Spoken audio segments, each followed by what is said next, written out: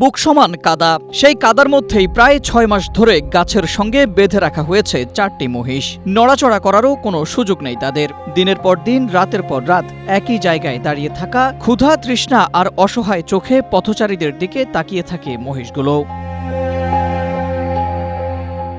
প্রাণীগুলোর এই করুণ দৃশ্য দেখে কষ্ট পেয়েছেন গ্রামের মানুষও। কেউ কাছে গিয়ে তাদের মুক্ত করতে পারেননি, আবার মালিককে বলেও কোনো লাভ হয়নি। অবশেষে সামাজিক যোগাযোগ মাধ্যমে বিষয়টি ছড়িয়ে পড়ার পর মহেশপুর উপজেলার নির্বাহী কর্মকর্তা মোহাম্মদ সাজ্জাদ হোসেনের হস্তক্ষেপে কাদায় বন্দি জীবন থেকে মুক্তি পেয়েছে মহিষগুলো।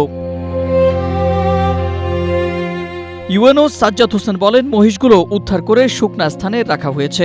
বসুন্ধরা কিংবা জলসিঁড়িতে অ্যাপার্টমেন্ট কিনুন ভাইয়া হাউজিং থেকে। মালিককে ১৫ দিনের সময় দেওয়া হয়েছে। এ সময়ের মধ্যে পর্যাপ্ত জায়গা, শুকনা মেঝে, খাবার পানি ও নিরাপদ পরিবেশ নিশ্চিত করতে হবে, অন্যথায় আইন অনুযায়ী ব্যবস্থা নেওয়া হবে। চাঞ্চল্যকর এই ঘটনাটি ঘটেছে ঝিনাইদহের মহেশপুর উপজেলার গোকুলনগর গ্রামে। Desk report, Asia post.